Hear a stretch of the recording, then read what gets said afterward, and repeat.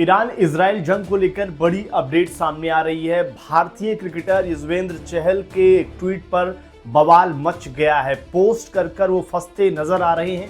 Social media पर उनके tweet का अलग अलग मायने निकाला जा रहा है और लोग इसे ईरान और इजराइल के वॉर के साथ साथ भारत से भी लिंक करके देख रहे। बवाल की वजह क्या, उस पर आएंगे, लेकिन सबसे पहले ट्वीट पर आएंगे उससे पहले आप ये जान जाते हैं कि आखिरकार मामला क्या हुआ है। क्योंकि ईरान के जो सुप्रीम लीडर खामेनेई की मौत के बाद भारत में जबरदस्त प्रदर्शन हुआ था।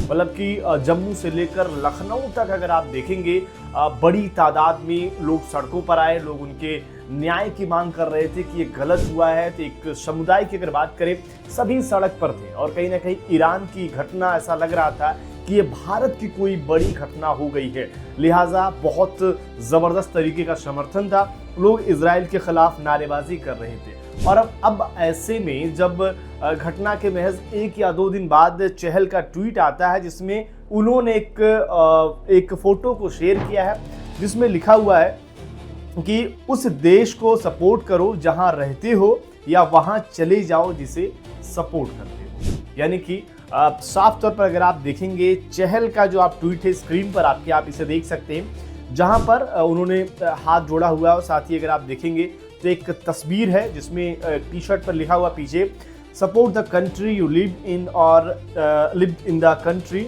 You support. साफ तौर पर है कि आप जिस देश को सपोर्ट कर रहे हो या तो वहीं रहो या तो अलग तरीके से अगर आप देखें, और जिस देश में रह रहे हो उसी को सपोर्ट करो, जिससे सपोर्ट करो उस देश में चले जाओ। अब इसके मायने कुछ भी हो सकते हैं चहल के पॉइंट ऑफ व्यू से अगर आप देखें, लेकिन जिस समय पर ये ट्वीट किया गया है इसके अलग अलग मायने निकालने जा रहे हैं। लोग कह रहे हैं कि भाई ये जो ट्वीट है, ईरान में जो चीजें हुई हैं, भारत में जो प्रोटेस्ट हुआ है, कहीं ये निशाना चहल उन पर तो नहीं साध रहे। सोशल मीडिया पर ऐसी बातें कही जा रही हैं। अब चहल का पॉइंट ऑफ व्यू कुछ भी हो सकता है कि उनका जो लिखने का पॉइंट ऑफ व्यू अलग कुछ हो, लेकिन वो ये सिचुएशन दोनों मैच कर गई हो। लेकिन जो भी कुछ हो, ये मामला विवादित होता दिख रहा है।